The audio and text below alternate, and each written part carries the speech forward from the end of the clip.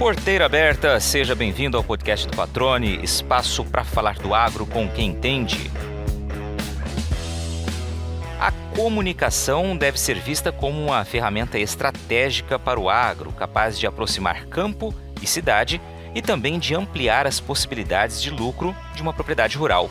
A afirmação é de uma publicitária que completa este ano 2 décadas de atuação no setor produtivo.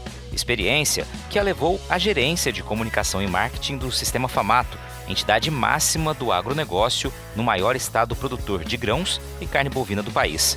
Nesta conversa, ela diz que comunicação eficiente é aquela que gera vínculos, que conecta e reforça a importância de elaborar narrativas que envolvam as pessoas dentro do agro, que mostrem como o setor é um celeiro de oportunidades para todos. Foi por insistência das amigas e com a vaga no curso de matemática já garantida que a Cláudia Luz prestou o vestibular para publicidade. A aprovação nem chegou a colocá-la em dúvida sobre qual carreira escolher. Anos depois, estava com o diploma de publicitária nas mãos. Nascida no interior de Mato Grosso do Sul, mas criada desde a infância na capital de Mato Grosso, ela cruzou o caminho profissional com o agro em uma destas circunstâncias que a vida proporciona, e dali em diante nunca mais deixou o setor produtivo. Defensora do conceito de que comunicação é repetição, explica por que este investimento deve ser de longo prazo, lembrando que, normalmente, ninguém começa a admirar aquilo que não conhece direito. Cláudia Luz, chegou o momento de batermos um papo aqui no podcast do Patrone. A gente já estava combinando fazia alguns meses, né? Mas felizmente conseguimos ainda no início do ano sentar para conversar um pouquinho, contar um pouco da tua história e principalmente dos teus pontos de vista quando a gente fala em comunicação do setor. Primeiramente, te agradeço por estar aqui e dedicar esse tempo para a gente. Tudo bem? Seja bem-vindo ao podcast do Patrone. Obrigada, Patrone. É uma honra, né, participar dessa conversa. Tenho certeza que a gente vai se divertir, que o tempo vai voar muito, né, porque é sempre prazeroso conversar contigo. E falar sobre uma paixão que é comum, né, uma atividade que a gente desenvolve junto, que é sobre comunicação no agro e todos os seus desafios. Legal, a recíproca é verdadeira, tá? Vai passar rápido mesmo a conversa, também sinto muito prazer quando converso contigo, sempre são conversas de muito aprendizado, são conversas muito valorosas, muito ricas em conteúdo, sempre gosto mesmo, já falei isso pra você algumas vezes e agora falo aqui pra quem tá nos ouvindo e certamente o pessoal que está ouvindo vai gostar também desse bate-papo. Mas vamos lá, você antes de gravar aqui a entrevista, eu peço sempre para quem participa me passar um breve histórico, né, contar um pouquinho da história antes, né, de nos conhecermos, enfim, para eu entender um pouco das origens. E você de cara já falou que foi uma aluna nerd, dedicada, que gostava muito de ler e que adquiriu ou experimentou a responsabilidade desde cedo por ser a irmã mais velha entre 4 mulheres. Me conta um pouquinho dessa sua infância já com responsabilidades aí experimentadas, Cláudia. Lógico que, e aí eu quero defender meus pais, eu acho que 70% da responsabilidade que eu assumi foi porque eu acho que isso era importante para mim, ou é a forma como eu encaro todos os meus desafios. Então tem coisa que é fato quando a gente pensa assim, que a gente aprende muita coisa na primeira infância. Então, assim, depois você pode ficar 10 anos de profissão, 20 anos de profissão, você fala assim, mas aquele comportamento é de lá atrás. Então, como eu disse, assim, num bate-papo rápido contigo, eu sou primeira filha de 4 mulheres, né, numa família que tinha e tem muitas mulheres fortes. Eu gosto sempre de começar a falar da minha história, falando da minha família, porque, de fato, isso é um lastro, é algo importante para mim. E hoje eu sou resultado de tudo isso, né?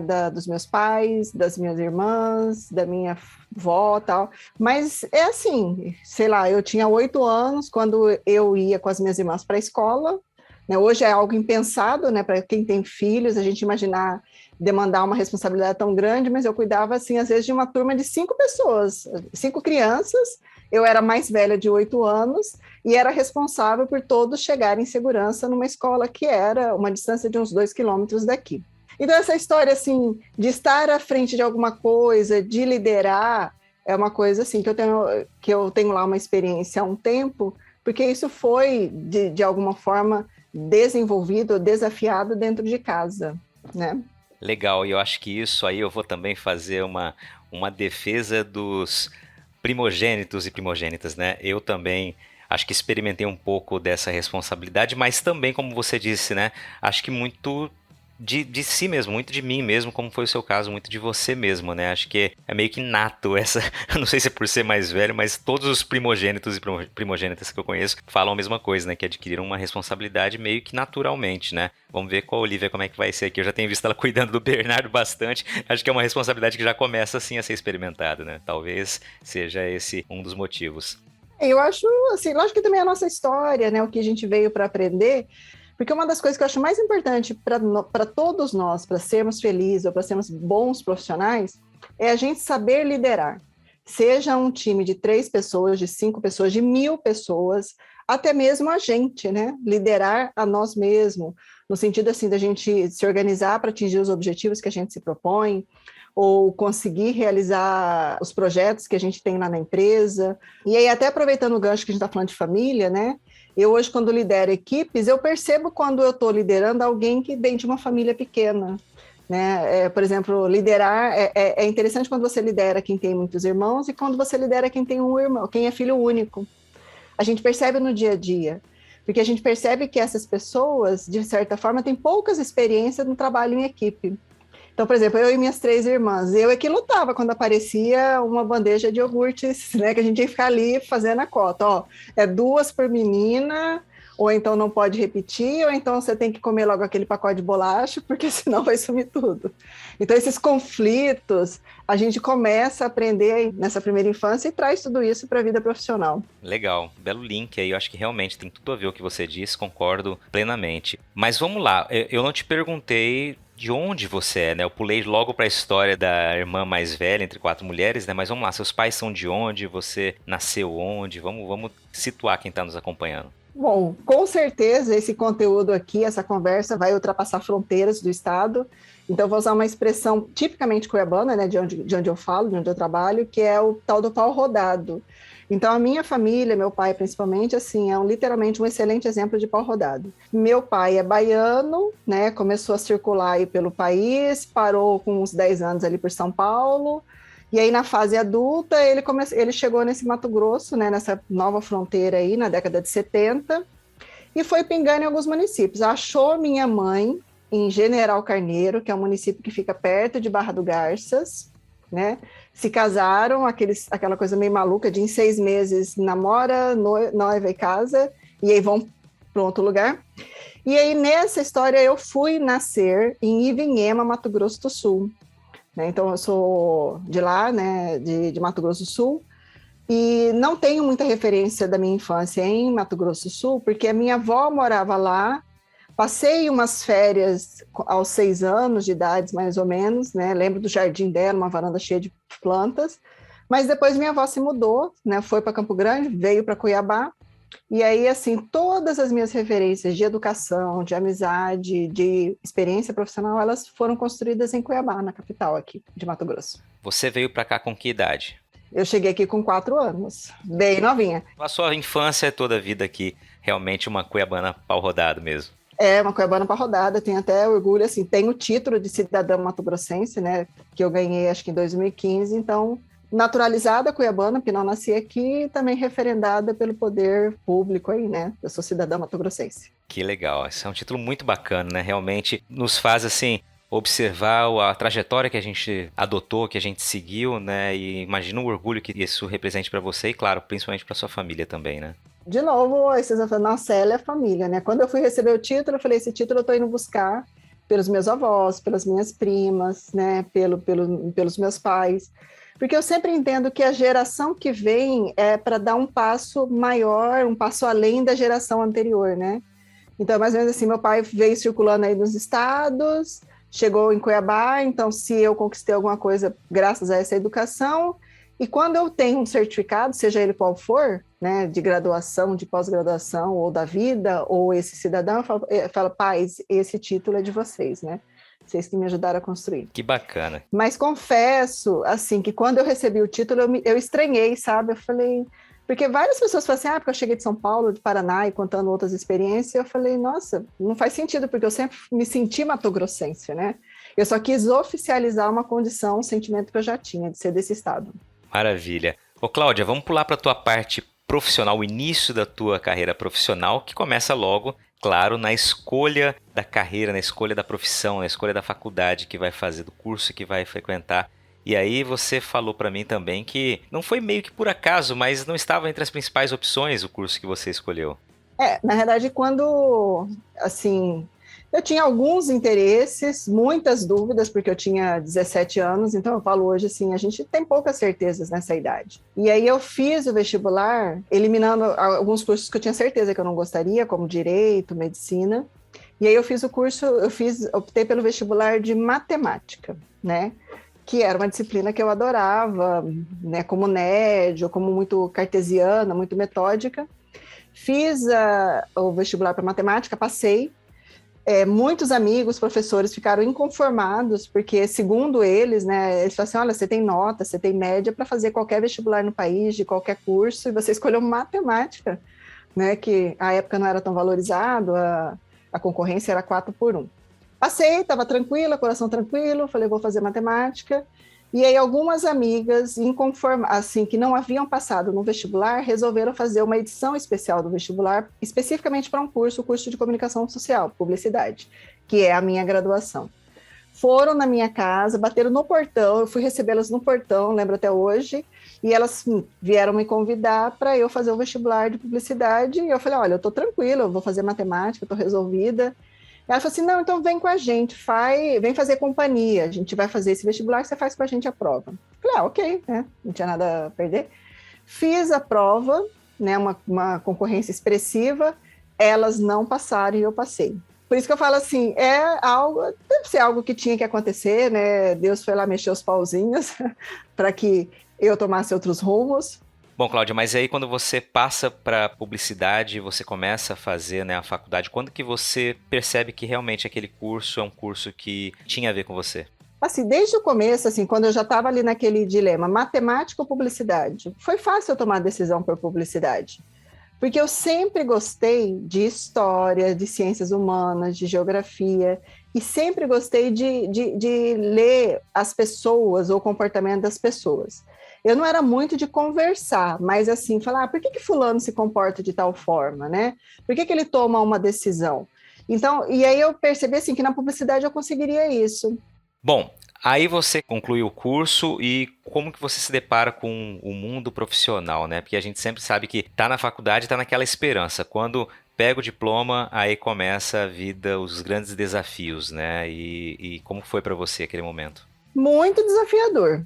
Tem gente que fala que a fase mais difícil das nossas vidas é a adolescência. Eu falo assim, não sei o que está nos livros de psicologia, mas eu acho que a fase recém-formada, os 5 primeiros anos de graduação, de pós-graduado, assim, de uma conclusão de curso, em que você tem que trabalhar, colocar toda aquela teoria. Eu me lembro que eu cheguei num cliente, eu quis fazer o briefing que eu aprendi na academia, assim, na faculdade, que era um briefing de 300 perguntas.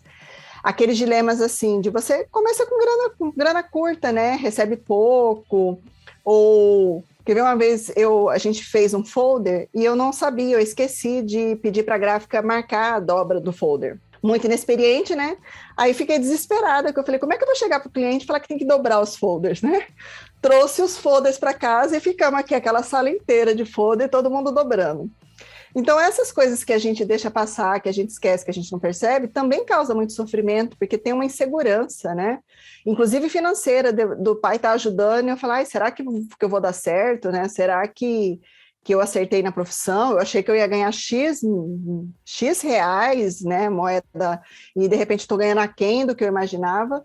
Então, é um período assim angustiante, assim, que você fica ali, né, testando o que você aprendeu, testando se você de fato é muito bom, né, como você se considera, como seus pais te consideram, porque às vezes assim, as pessoas que gostam falam assim, você é bacana, você é ótimo, nota 9, nota 8, mas e o mercado, né? E a vida? Que nota que a vida te dá?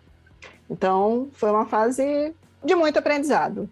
Eu até tenho um fracasso, eu falo muito, eu tenho um fracasso que eu falo assim, esse fracasso foi minha especialização. Ali eu aprendi muita coisa, da parte técnica à parte do ser humano. Que agora você vai ter que me dizer esse fracasso. Pois é. Tomara que ninguém saiba, que ninguém lembre mais, né? Mas assim, eu estava fazendo um evento, né? Até hoje, muita gente me conhece pelo trabalho, pelo que a gente desenvolve em eventos, então eu falo que evento também é uma coisa que eu tenho desde os 7 anos. Eu fazia algumas festas de família, festas de rua. E aí a gente resolveu fazer um evento e eu, muito obstinada, ou cega, né? Qual é o termo? Sabe aquele projeto que todo mundo dá sinal que não quer fazer, que não é para fazer, os parceiros vão desistindo, os parceiros vão sabotando, e eu, decidida a fazer o evento acontecer, não li esses sinais, né? Mas era um lançamento de uma empresa, de um grande empreendimento em Cuiabá, e eu não entendi à época, assim, que os sócios meio que estavam disputando o poder entre eles, e assim, enquanto um mandava fazer, o outro mandava parar. E eu fui. E o evento foi horrível, não apareceu ninguém, mas assim, ninguém. Eu acho que apareceu assim 2 amigos pessoais, não apareceu ninguém. Então ali, quando eu estava diante daquele fracasso, que inclusive, não só eu percebi como que as pessoas tomam decisões por interesses diferentes, e você trabalhando, você tem que entender que eventualmente alguém manda parar e alguém manda continuar. Além dessas percepções das pessoas, de como que elas lidam no mundo corporativo, eu tive um prejuízo financeiro, porque eu prestei o serviço sem estar respaldada por um contrato, contratei fornecedores, o cliente se negou a pagar, e aí eu fiquei 2, 3 anos pagando aquela dívida, né? Então, toda vez que eu pagava, né, que eu pagava parte daquele débito que eu adquiri daquela experiência, eu lembrava de alguma coisa que eu deveria ter feito de diferente, do tipo, assinar contrato com o fornecedor, ter certeza de que todos queriam alguma coisa. Por exemplo, dessa experiência eu trago um aprendizado hoje, que eventualmente eu sou a primeira a desistir no sentido seguinte: se não querem, né, se existem sinais de que aquele projeto não vai dar, abrir mão daquilo, deixar aquilo passar e pegar uma outra coisa, né, assumir um novo desafio e não insistir. É lógico que eu tendo um projeto hoje, eu gosto de garantir a qualidade, entregar até o final, mas às vezes eu também sei respeitar as condições de fora que interferem no projeto. E aí, eventualmente, eu falo, ok, então tá, vamos virar a página, vamos fazer outra coisa. Sabe que é muito legal quando você fala isso, né? De observar os sinais, estar atenta aos sinais e muitas vezes não ter que tentar lutar sozinha contra uma maré, né? Realmente, quando você identifica isso e você percebe que não vai dar pé ali, segura a onda, porque realmente, né, a experiência vai mostrando que é melhor botar o pé no chão e ir com calma do que passar por uma situação como essa, que virou um grande aprendizado, como você disse, foi só uma grande especialização para você. Você sabe que o agro não para, né? E um dos exemplos disso é que, em plena colheita da soja, o futuro da próxima safra do grão já começa a ser trabalhado. Planejamento que é fundamental para quem busca melhores resultados. Aliás, se você ainda não comprou as sementes de soja que vai usar na temporada 2022-2023, eu tenho uma ótima dica de como escolher o principal insumo da sua lavoura com comodidade, praticidade e segurança: o aplicativo da AgroSol Sementes. Com ele, você pode acessar o portfólio de variedades, conferir as principais características de cada uma delas, conhecer os serviços oferecidos e solicitar orçamento, tudo de forma rápida e intuitiva. Você monta um carrinho de compras dentro do aplicativo e logo um representante da equipe de vendas entra em contato com você para enviar uma proposta detalhada. Na AgroSol Sementes, a excelência dos produtos e serviços oferecidos é condição seguida à risca para garantir os resultados e a satisfação do agricultor. A empresa mato-grossense atua com multiplicação de sementes de soja há mais de 20 anos, uma história estabelecida sobre o tripé qualidade, credibilidade e inovação. Para ter acesso a essa tecnologia e começar a aproveitar os benefícios da semente na palma da sua mão, é só baixar gratuitamente o aplicativo da AgroSol pelo Google Play ou Apple Store. AgroSol Sementes, germinando o futuro.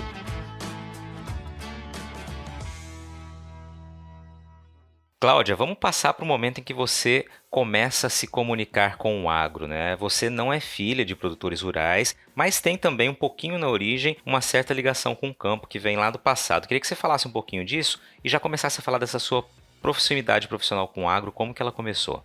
Assim, olha que coisa, que coincidência bacana. Agora, em 2022, eu completo 20 anos de atuação no agro. Eu comecei em 2002.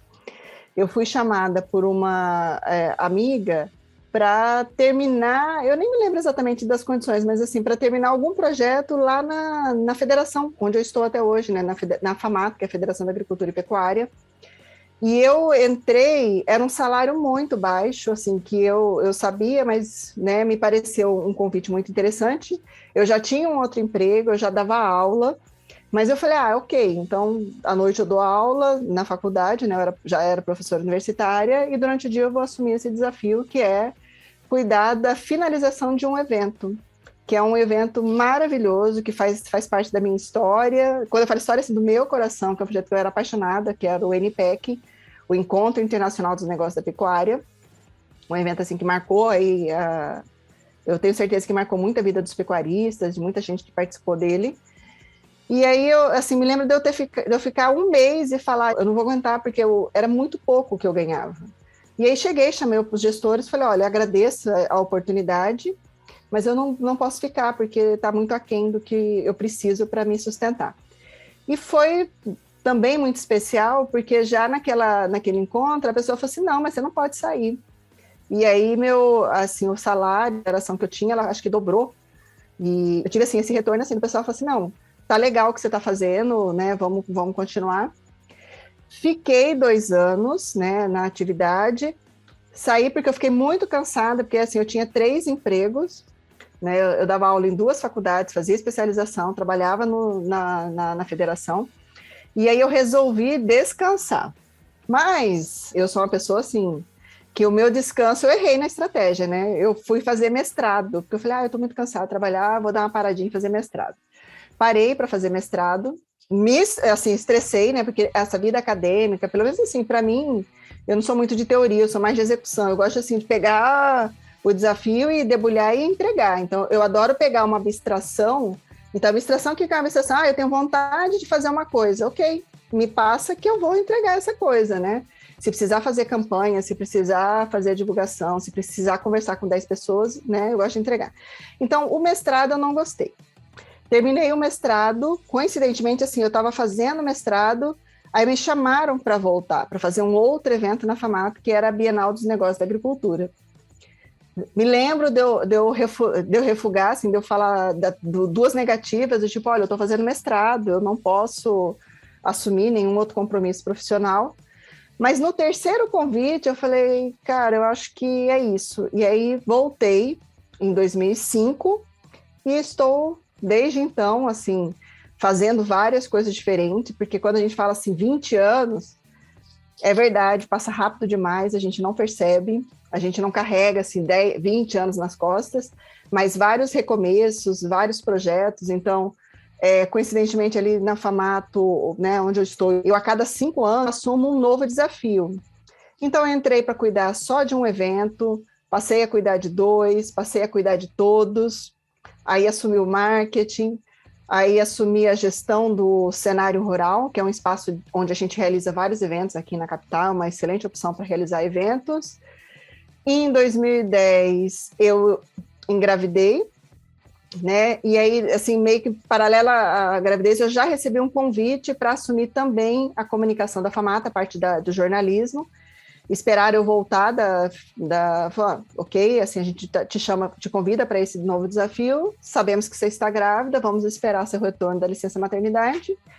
E aí voltei, assumindo mais essa área, deixando o cenário rural, que é uma coisa assim que eu também aprendi, para entrar o novo, um velho tem que sair. Larguei o cenário rural, assumi a FAMATA, e quando deu acho que uns 5 anos, aí entra uma nova crise, no sentido de uma nova oportunidade, e aí eu fui convidada para também liderar aí o time de comunicação do Senar Mato Grosso. Que bacana, parabéns pela trajetória. Vou fazer só alguns registros pontuais aqui, entre eles, né? Você falou da NPEC e falou da Bienal, eu me recordo também com muito carinho desses eventos. Eu morava ainda em Mato Grosso do Sul, em Campo Grande, mas viemos aqui, Pedro e eu, né, repórter do Canal Rural, para cobrir tanto a NPEC quanto a Bienal, e realmente eram eventos grandiosos, né, que já mostravam, né, a potência do agronegócio aqui em Mato Grosso para o Brasil. Acho que foram os eventos embrionários que realmente começaram a mostrar isso de maneira, né, com televisão, com mídia, enfim, e trazendo os grandes centros para discutirem os negócios aqui em Mato Grosso, né, e como você destacou, também um evento internacional com presença de gente de fora. E eu me recordo, você falando aqui, eu fui lembrando das coberturas e foi um capítulo muito bacana na minha história profissional também, de aprendizado, e aí te parabenizo por esses trabalhos que realmente foram excepcionais e realmente fizeram história aqui. Aí, Cláudia, eu queria aproveitar, você falou da sua trajetória, né, na federação, na FAMATO, e aí também chegando até a comunicação do Senar. Essa sua ligação com o agro, né, ela se fortaleceu evidentemente com a sua profissão. Você tinha algum link também com o agro do passado? Seus avós, se não me engano, também foram do campo? É assim, eu só fui fazer essa ligação minha com o agro depois de atuar um tempo no agro, né? Eu sempre me considerei muito urbana, muito da cidade. Mas, relembrando, assim, meus avós eram da roça, né, do interior. Então, minha mãe fala de histórias, minhas avós contavam muito de história, principalmente a avó paterna, das vivências, das assombrações, dos causos do interior. E minha mãe, assim, trouxe com ela e meu pai também essa referência, porque eles cresceram numa roça, eles cresceram num sítio. Então, por exemplo, a gente mora em Cuiabá, na mesma casa há mais de 40 anos, meus pais estão na mesma casa, e é uma casa que sempre tem uma rocinha. Rocinha no sentido assim, por exemplo, ontem eu almocei quiabo produzido no quintal de casa. Então, meu pai eventualmente tem uma abóbora, já tivemos assim, feijão catador, plantação de milho, cana-de-açúcar, mas todas essas culturas dentro de um lote urbano, né? Dentro do terreno dos meus pais, onde eles traziam as referências da vida deles, da infância deles. E eu só fui perceber, Patrone, essa ligação quando a CNA, que é a Confederação Nacional da Agricultura, fez uma pesquisa muito ampla no país para investigar o imaginário, né, a proximidade que a cidade tinha com o campo. E uma coisa que apareceu é que as pessoas que moram na cidade, lógico que isso está se perdendo, mas a maioria das pessoas que estão na cidade são pessoas que vieram do campo, né, que saíram da zona rural para a zona urbana. Então, elas trazem na sua memória mais antiga essa referência do que seja uma fazenda, do que seja um sítio, do que seja uma chácara. Então, eu, quanto uma pessoa só urbana, eu consumia muito o Globo Rural, que é um programa matinal que passava todos os domingos, em que a gente consumia não a informação do agro, mas assim, um modo de vida do interior, um modo de vida de cidade pequena. Então, essa é a minha ligação com o agro. Ela é mais de memória afetiva da minha família, não minha propriamente dita. Mas é muito legal você fazer essa análise, né, e relembrando aí o estudo da pesquisa da CNA, ilustrando como que as pessoas podem absorver uma pesquisa e realmente voltar às próprias origens, né, e perceber que essa ligação existe, né, todo mundo que está na cidade tem uma ligação com o campo de uma maneira ou de outra, né, seja se alimentando todos os dias, seja tendo um parente, um antepassado que veio da roça e acabou migrando para a área urbana. E aí eu queria aproveitar esse momento, Cláudia, para falar justamente dessa relação campo-cidade, né? Foi um dos pontos que a gente comentou que seria interessante a gente tocar aqui nessa conversa, que existe, a gente percebe sempre uma polarização ali, campo-cidade. O que você acha disso? Como você analisa esse momento e como romper essas barreiras que parece que foram criadas aí? A primeira recomendação é polêmica, que é o seguinte: abandonar a divisão campo-cidade, né? Por que eu digo isso? Quando a gente, em qualquer situação da vida, tá? Não estou falando especificamente de uma estratégia do agro, mas quando a gente assume, assim, quando a gente se vê numa situação que existem dois lados, eu naturalmente obrigo as pessoas a tomar partido de um lado. Então, seria mais ou menos assim, se o mundo é campo e cidade, ou eu sou campo, ou eu sou cidade. Quando você assume um lado oposto, ou um outro lado, você, eventualmente, pode ser que você brigue com aquele outro lado, ou você critique e tal. Então, eu, particularmente, não sou favorável a essa divisão. Até porque, para mim, ela não faz muito sentido quando você pensa cidades no interior, que são enormes, que tem, assim, várias opções de lazer, excelentes opções de ensino. São cidades extremamente, assim, altamente produtoras de alimentos, mas também experimentam o modelo da vida urbana. Então, você pega assim, capital Cuiabá, ok, pode ser uma cidade. Agora, se você pega Sinop, Sorriso, Tangará da Serra, que são cidades que têm uma diversidade de universidade, de lazer, você fala que essa cidade é campo ou não tem experiência do urbano?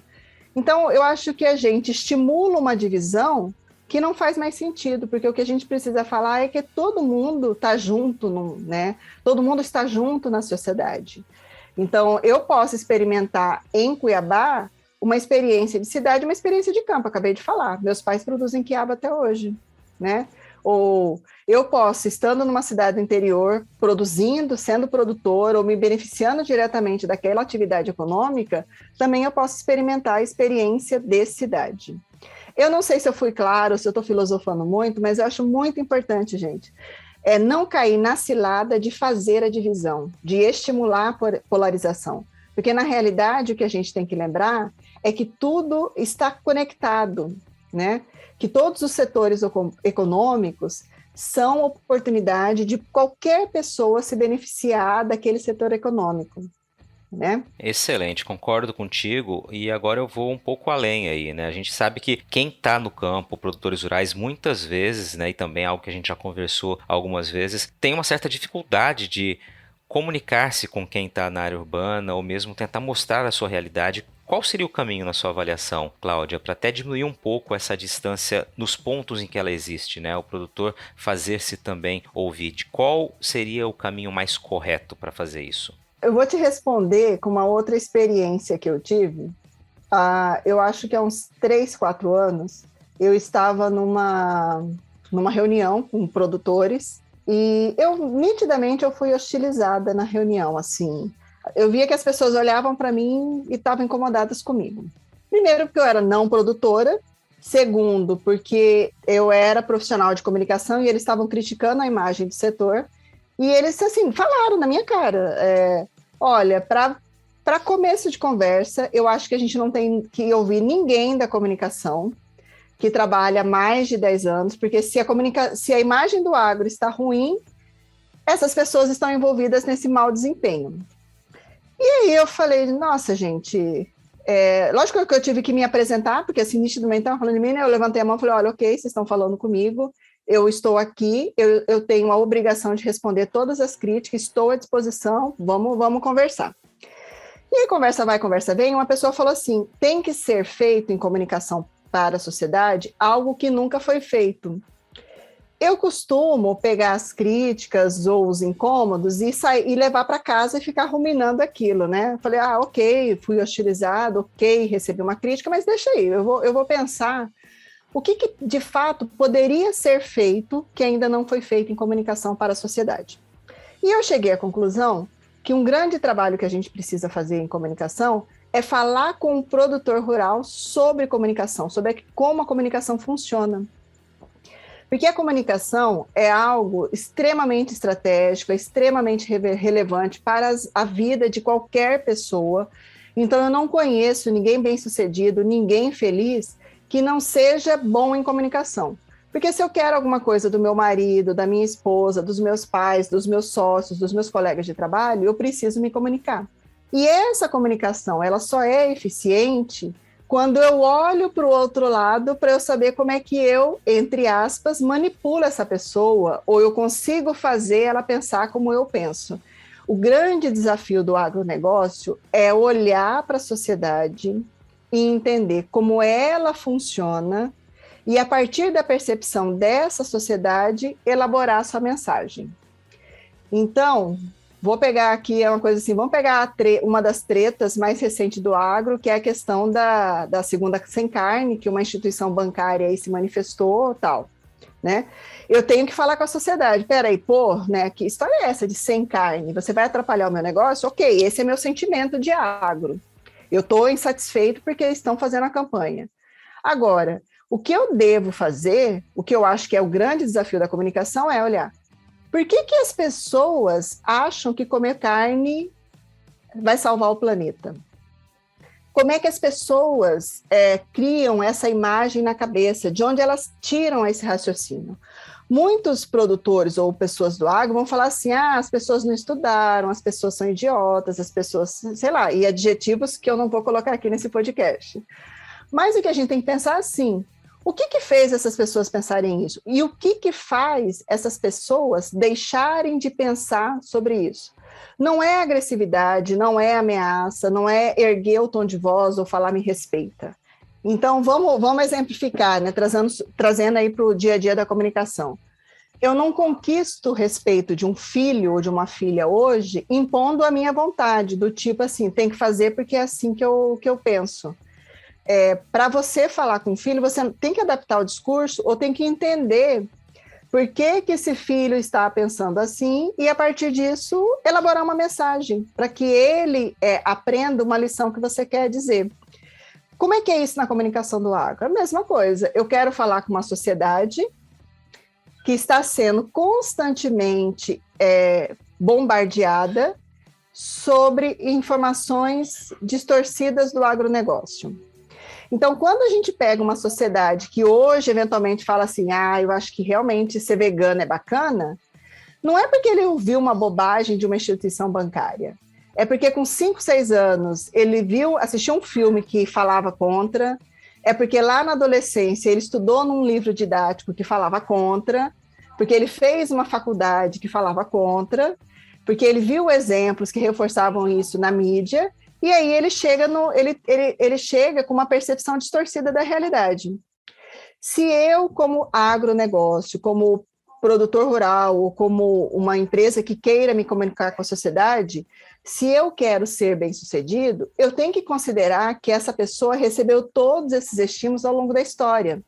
Não para aceitar, não é para concordar com o que foi dito, mas é para entender que se ele passou por esses estímulos, eu preciso eu preciso fazer uma comunicação ou eu preciso colocar um conteúdo com a mesma autoridade ou com a mesma propriedade que foi dita num livro didático. E isso tudo que eu estou falando, acaba que no dia a dia do agro a gente não faz assim. A gente só fala assim, olha, você tem que me respeitar, que absurdo é esse, que idiotice é essa, sem considerar todo esse histórico, todo esse aprendizado que foi acontecendo com a sociedade. Por isso que eu tenho, assim, virou uma bandeira pessoal e uma forma, honestamente, de contribuir para a atividade do agro, que está na minha vida há 20 anos, virou uma missão pessoal, eu falar para os produtores, eu falar para o agro, que uma comunicação eficiente só funciona quando eu conheço o outro lado, quando eu entendo o que o outro lado pensa e o que é importante para o outro lado. Não para concordar com o outro lado, mas para eu elaborar uma estratégia que tenha importância para o outro, não só importância para mim. Não adianta, por exemplo, eu falar assim, porque nós somos os primeiros produtores de soja, de milho e de algodão. Ok, isso é uma informação importante. Mas será que ela faz sentido para um adolescente que está estudando segundo grau, que está decidindo a sua profissão? Precisa ter um pouquinho mais. Precisa eventualmente falar assim, olha, Mato Grosso tem uma vocação fortíssima para o agronegócio, gera emprego e renda, gera qualidade de vida, e isso pode ser importante para você.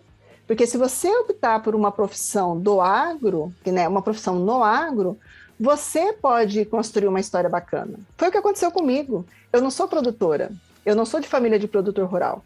Eu sou formada na cidade, na capital, eu fiz um outro curso e vivo do agronegócio há 20 anos. Então, o agro é para todo mundo, e é isso que o agro precisa fazer, elaborar uma narrativa que envolva as pessoas dentro do agro. Você sabe que, além de ser o maior produtor de soja do Brasil, Mato Grosso também é uma referência na exportação do grão para outros países, né? Mas você sabia que o consumo da soja mato-grossense dentro do estado tem crescido gradativamente? Nas últimas 4 safras, o aumento médio da nossa demanda interna girou em torno de 5% ao ano, resultado direto do investimento na verticalização da produção, como o que é feito pela RUT Brasil. A empresa processa mais de 1.000 toneladas de soja por dia, transformando o grão em farelo, que atende aos mercados nacional e internacional, e óleo, que é direcionado para a produção de biodiesel. Instalada no Distrito Industrial de Cuiabá, a fábrica vive um momento de expansão, com expectativa de ampliar já para o ano que vem a capacidade de processamento para 1.400 toneladas de soja por dia. Fundada em 2016 por empresários com mais de 30 anos de experiência no agronegócio, a RUT Brasil prioriza a qualidade dos produtos e serviços prestados, seguindo rigorosos programas de boas práticas de fabricação, com o orgulho de ser uma empresa que acredita em Mato Grosso. Para conhecer mais, acesse www.rutbr.com.br.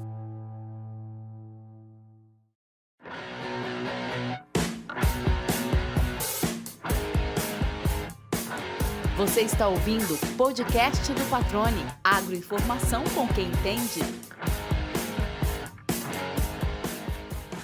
Muito bom, Cláudia. Deixa eu ver alguns pontos que você colocou nessa sua resposta. Acho que ela foi muito bem abordada e exemplificada. Você falou em comunicação estratégica, que a comunicação tem que ser estratégica, e pelo que eu entendi, tem que ser uma comunicação de longo prazo e a menor quantidade de vezes possível uma comunicação reativa, né? Não adianta você apenas rebater ou combater uma informação que veio a ser distorcida. Então é isso, a comunicação para o agro tem que ser estratégica, como você mencionou, e de longo prazo e conhecendo a realidade daquele receptor. Perfeito. A comunicação, até faço uma analogia, ela é muito próxima da educação, porque você está pensando em mudar a percepção das pessoas, em ensinar um novo modo de vida. E aí, quando eu estou falando dessa educação, eu estou falando da educação do dia a dia, porque eu gosto sempre de associar as minhas percepções profissionais com coisas que todo mundo vivencia. Exemplo, nós que educamos filhos e filhas, a gente sabe o quanto a gente precisa repetir para esse filho adquirir um comportamento ou uma percepção de mundo, né? Então, eu falo hoje, falo amanhã, falo depois de amanhã e tenho que ter fé que vai dar certo. Na comunicação é a mesma coisa. Uma das coisas mais importantes em comunicação é frequência, é repetição. Então, eu tenho que falar hoje, amanhã e sempre, para que as pessoas tenham percepções, porque assim, as gerações vêm e vão, as pessoas mudam, as pessoas envelhecem, as pessoas nascem, as pessoas vão embora. Então, se eu falei para as pessoas, sei lá, para um time de futebol específico, eu tenho que falar para outro time de futebol. Se eu falei para uma cidade, eu tenho que falar para outra cidade. E se alguém aqui pensa assim, isso é papo de comunicador que quer faturar. Não, vou dar um exemplo para você. Olha os grandes anunciantes, tipo a marca de refrigerante Coca-Cola, a lojas de eletrodomésticos, telefonia. Se você for olhar, todas essas empresas estão no mercado fazendo comunicação direto. Será que, por exemplo, a Coca-Cola precisa fazer propaganda todos os dias, depois de 120 anos de investimento em comunicação? Sim, precisa. Né? Precisa fazer comunicação hoje para que as pessoas continuem consumindo refrigerante e precisa estar atenta porque provavelmente algumas pessoas estão deixando de beber refrigerante. Olha um outro exemplo que é importante para o agro. Eu posso até mudar meu comportamento e optar por não beber mais refrigerante, mas pode ter certeza de que algum líquido eu vou beber. Então, se eu não bebo mais refrigerante hoje, eu bebo suco natural. Então, se eu não quero mais procurar refrigerante, eu estou procurando suco natural. A oportunidade está aí, né? Então, em comunicação é importante repetição. Então, eu repeti sempre. Então, não adianta uma iniciativa no agro de 6 meses, como eu já testemunhei, né? Eu, assim, estou há 20 anos, então eu já testemunhei uma vez que o agro falou assim, vamos juntar X milhões de reais, na época acho que era uma grana considerável, 15 milhões, e vamos divulgar para o agro e vamos mudar a realidade do agro. Eu pensei comigo, falei, bom, vão se frustrar. Primeiro porque em comunicação os investimentos são necessários. É mais ou menos assim, não se faz omelete sem quebrar ovos, não se faz comunicação sem investimento financeiro, não se faz comunicação sem pessoas, e sem pessoas que eu digo assim, sem recursos humanos. Então, eu vou eventualmente investir 15 milhões hoje, eu vou ter que investir 15 milhões amanhã, né? E aí eu estou falando de cifras aleatórias, tá, gente? Eu acho que o importante eu preciso fazer investimento em comunicação sempre. Eu preciso fazer investimento em comunicação sempre no meu relacionamento com o marido, com a esposa, eu preciso fazer investimento sempre com os meus filhos, com os meus colaboradores, e eu preciso fazer investimento em comunicação sempre com o público que eu tenho interesse em mudar a percepção. Então, se é com estudante, se é com aluno, se é com jovem, se é com mulher, se é com mercado exterior, eu preciso estar sempre dizendo algo positivo relacionado aos meus objetivos de comunicação, aos objetivos da empresa.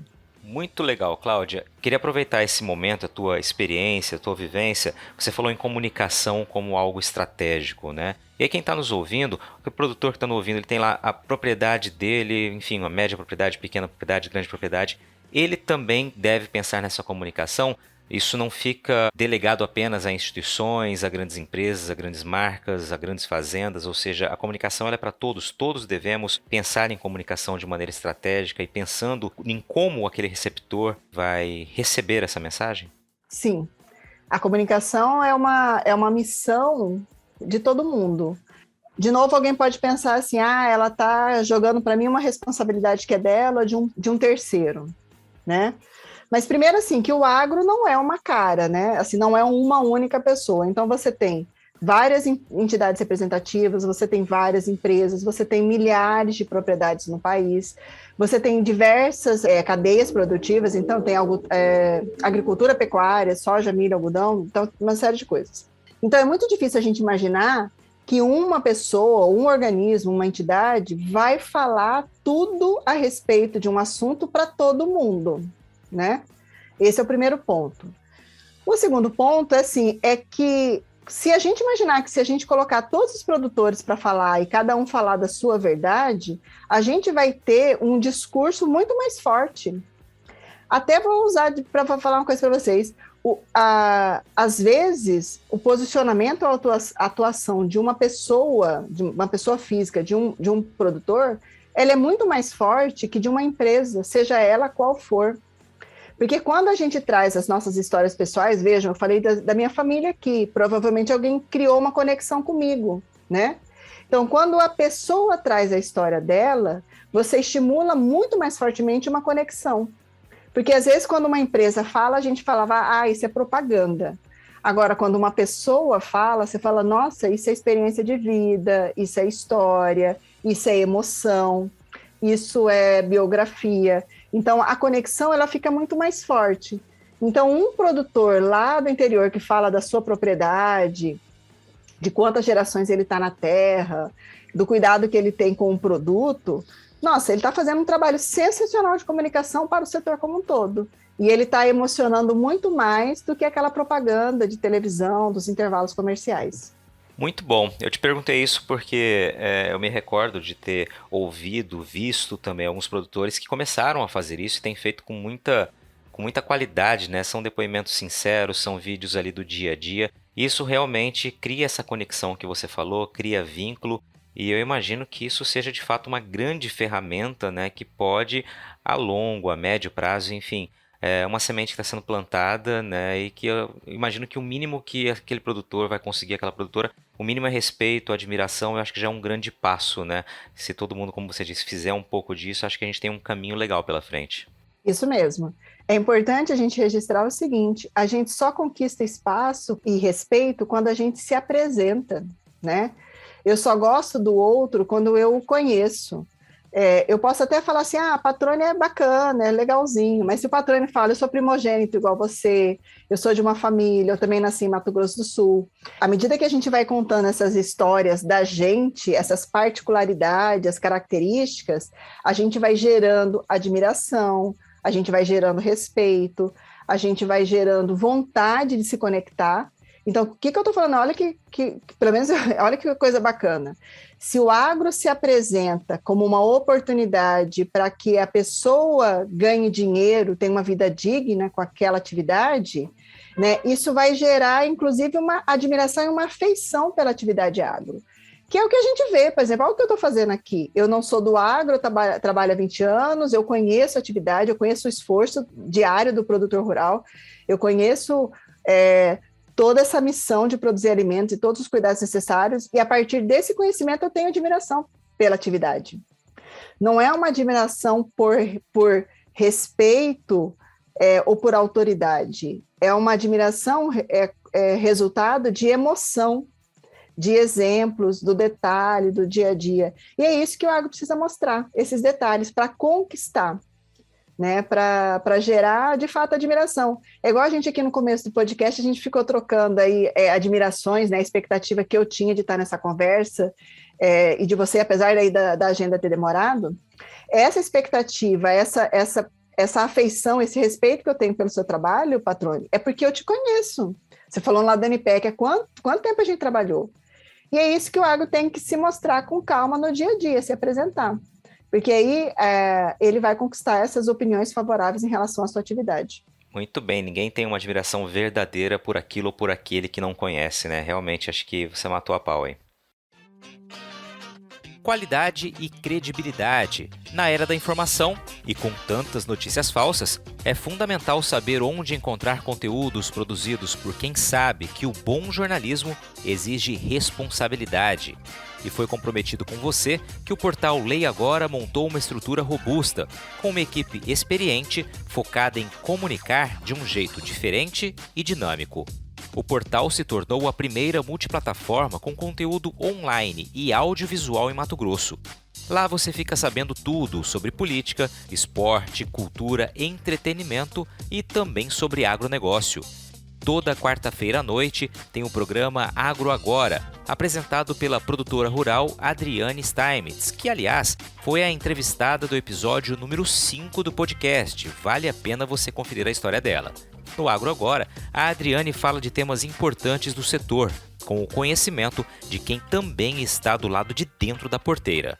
Para acessar todo esse conteúdo no site ou nas redes sociais, é só digitar leiagora.com.br. Cláudia, eu vou aproveitar só esse gancho, a gente já avançou muito na conversa, a gente sabia que ia acontecer isso, mas vamos lá que tá bacana. Eu queria só trazer mais alguns pontos de comunicação que você falou. A gente está conversando sobre comunicação aqui de uma maneira mais estratégica, pensando em aproximação, pensando numa aproximação maior do que é a realidade do agro para aquelas pessoas que não o conhecem e criticam, enfim. Acho que está muito claro isso. Agora, a comunicação também é uma ferramenta muito importante que pode permitir uma possibilidade maior de lucro. A gente, inclusive, conversou sobre isso num programa que eu entrevistei recentemente no Bom Dia Senar Mato Grosso, e você falou bastante sobre isso, né? Comunicação como uma ferramenta estratégica para quem sabe potencializar as chances, as possibilidades de lucro de uma propriedade. É isso aí. Dentro do marketing, um dos conceitos que eu mais gosto, assim, que eu acho muito simples, que é o seguinte: você vende mais quando você conhece melhor seu cliente. Então, assim, se eu sei que o meu cliente gosta de um produto com algumas características, sei lá, ele gosta de um churrasco aos domingos, ele gosta da carne naquele ponto, com aquela característica, com aquele marmoreio. Então, se eu conheço o meu cliente e faço o que ele quer, eu vou vender mais. E se eu vender mais, eu tenho mais dinheiro. Então, quando eu me comunico entendendo o que o cliente quer e explicando o que eu tenho, porque as pessoas não são obrigadas a saber o que eu tenho, né? Então, as pessoas não sabem que eu tenho a carne com aquela qualidade, que é uma carne que foi produzida com todos os cuidados sanitários, né? Respeitando o meio ambiente. Então, assim, se eu me comunico, eu crio uma conexão com o consumidor, mostro para o consumidor que o meu produto atende uma necessidade dele e aí ele compra. E se ele compra, né, o resumo da ópera é o seguinte: cliente feliz, dinheiro no seu bolso, porque o cliente vai comprar o produto, vai te dar o dinheiro e você vai ter mais lucro. Então, quanto mais eu conheço o cliente, quanto mais eu sei o que ele gosta e o que ele prefere consumir, mais eu vou vender para ele. E se eu vendo para ele, eu garanto o lucro da minha atividade do presente, ou seja, do que eu produzi ontem, do que eu estou vendendo para ele, e eu ganho a permanência do meu negócio. Né? Quando eu falei lá do exemplo da Coca-Cola, ela está atenta às mudanças do mercado. Então, ela está atenta que as pessoas estão deixando ou estão optando por outras coisas. Ok.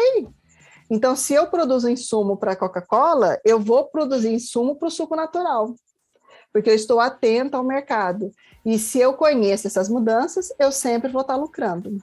Perfeito, Cláudia Luz. Vou deixar aqui como uma última pergunta aqui, não menos importante, né? Eu queria que você falasse o tamanho da tua missão, da tua responsabilidade diária, né? Como gerente de comunicação e marketing do Sistema Famato, né? Sistema Famato Senar, ou seja, a gente está falando aqui da principal ou de uma das principais federações de agricultura e pecuária do país, né? Vista a importância do agronegócio aqui em Mato Grosso.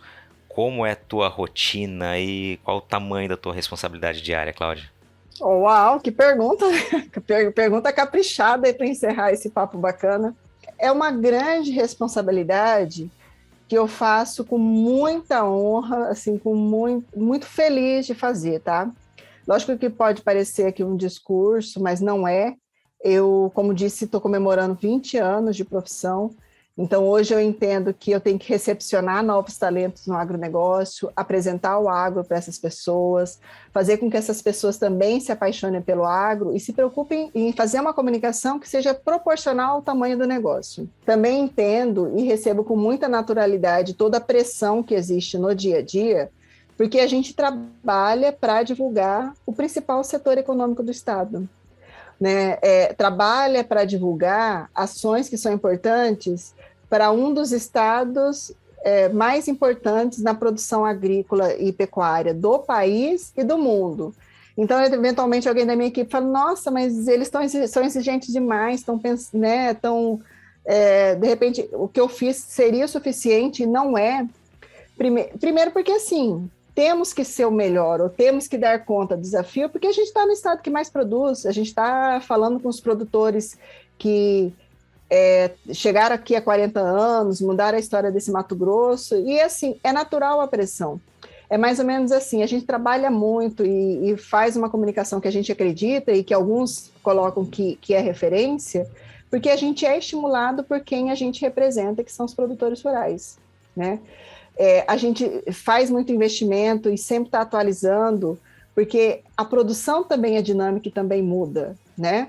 Então, às vezes eu falo muito para as pessoas que trabalham comigo, assim, Cláudia, mas isso dava certo há 6 meses atrás. Ok, dava certo lá, mas hoje o mundo é dinâmico, a comunicação é dinâmica, os produtores são cada vez mais exigentes, muitos produtores entendem tanto ou mais que a gente de comunicação.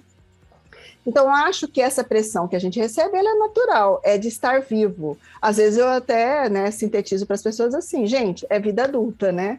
É a vida que você se diverte, é a vida que você chora, é a vida que você paga boleto e que eventualmente você leva um puxão de orelha, mas tem que corrigir a rota e seguir, né?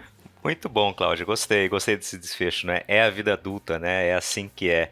Cláudia, te agradeço demais pelo bate-papo, pelo tempo aqui, por você ter sido transparente, falar de fato o que você pensa, dividir, né, tuas expectativas, a tua realidade. Te agradeço muito por participar aqui comigo e repassando para todo mundo, né, as tuas impressões e as tuas sugestões e orientações sobre comunicação, marketing, né, e como buscar falar melhor sobre o agro, comunicar melhor o agro, e esperando que a resposta, né, seja de fato aquela que a gente deseja, né, ou seja, uma visão melhor do que é o agro de quem não conhece a realidade do campo. Obrigado, viu? Patrone, foi show, né? Como eu disse no começo, sabia que ia ser super divertido. Demorou porque tinha que ser agora e foi super bacana, adorei, tá? Um abraço especial para todo mundo que está nos ouvindo, que vai ouvir hoje, amanhã. Eu sei que o podcast tem uma vida muito longa.